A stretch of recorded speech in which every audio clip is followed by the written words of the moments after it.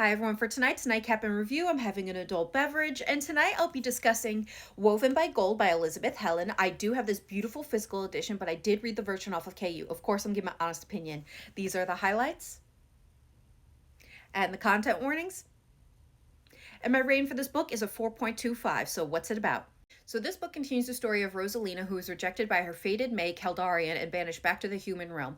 While she might be discouraged and angry, she's not going to let anything get in her way of getting back to her princes and the Fae kingdom that has become her home. It is only by pure chance and, of course, magic that she is able to cross the realms back to the kingdom. But things are not well, as a deadly frost is spreading across the autumn realm, and they are holding Caldarian and the winter realm responsible. If they don't figure out who or what is responsible, it will surely mean war between the two kingdoms that will spread to the whole realm. But before they can even venture to the autumn realm to figure out what's going on, there's just the small matter of its prince, Farion, and his deadly curse that makes his beast uncontrollable. So a bargain is struck with the Prince of Thorns for him to use his deadly magic and thorns to keep Farion's beast under control. But will it be enough that they can stand by his side to figure out what's going on and hopefully stop a war, or will his beast break free and kill them all? So what are my thoughts? Again, I'm giving this a 4.25. I enjoyed this book as much as I did with the first. I was definitely entertained. And while there are still strong Beauty and the Beast vibes, it's not as in your face as it was with the first one. Now, with this book, we get a lot more exploration into the different realms as well as development. With the exploration to the different realms, we get to go to the Below, which sounded really interesting, as well as the Autumn realm, which I just love. The authors really brought it to life. This cover shows it to the T. And if I was to choose a kingdom to move to, it would be that one. It just sounded amazing.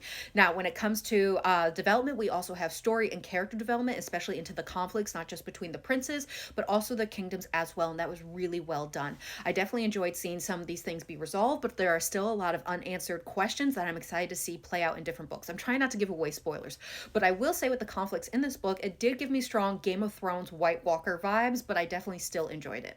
Now, with the character development, we got more insight into all of the princes, but in particular, we got glimpses into Prince Caspian, who I'm still sure is going to be my favorite mate, Caldarian, and of course, Farion, as we explore his curse and the conflict going on in his kingdom. And he is just such a sweetheart.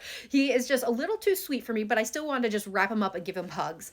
Now, we also got to explore the mate bond a lot more in this book, and it was just fun watching as the reader them stumble around to come to terms with you as the reader, or at least what I would say as the reader already know.